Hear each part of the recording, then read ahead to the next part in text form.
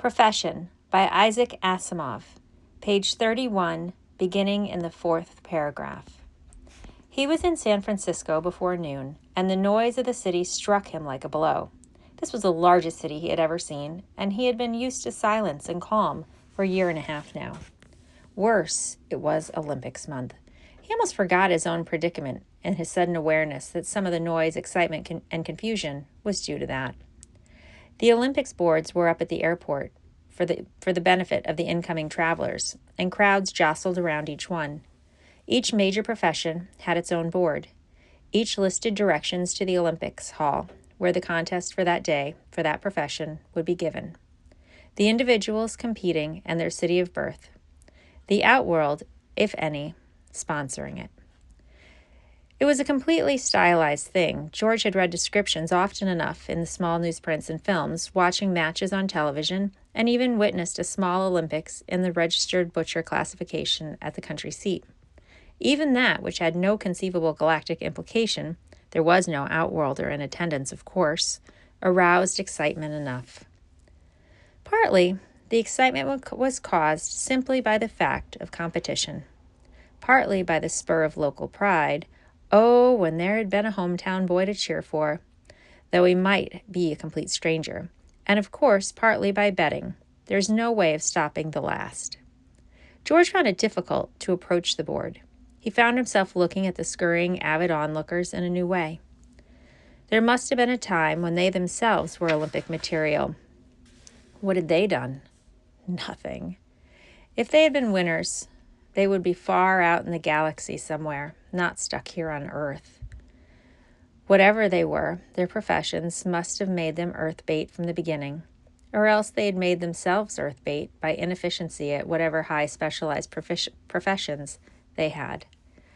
Now these failures stood about and speculated on the chances of newer and younger men. Vultures.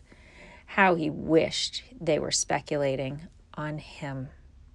He moved down the line of boards, blankly clinging to the outskirts of the groups about them. He'd eaten breakfast on the Strato, and he wasn't hungry. He was afraid, though. He was in a big city during confusion at the beginning of the Olympics competition. That was protection, sure. The city was full of strangers. No one would question George. No one would care about George. No one would care. Not even the house, thought George bitterly. They cared for him like a sick kitten. But if a sick kitten got up and wanders off, well, too bad. What can you do? And now that he was in San Francisco, what did he do? His thoughts struck blankly against a wall. See someone? Whom? How? Where would he even stay? The money he had left seemed pitiful. The first shamefaced thought of going back came to him. He could go to the police. He shook his head violently, as though arguing with material adversary. The word caught his eye on the boards gleaming there. Metallurgist. In similar letters, non-ferrous. At the bottom of a long list of names in flowing script, sponsored by Novia. It induced painful memories. Himself arguing with Trevelyan, so certain that he himself would be a programmer, so certain that a programmer was superior to a metallurgist, so certain that he was following the right course, so certain that he was clever. So clever that he had to boast to that small-minded, vindictive Antonelli. He had been so sure of himself that moment when he had been called and had left the nervous Trevelyan standing there, so cocksure.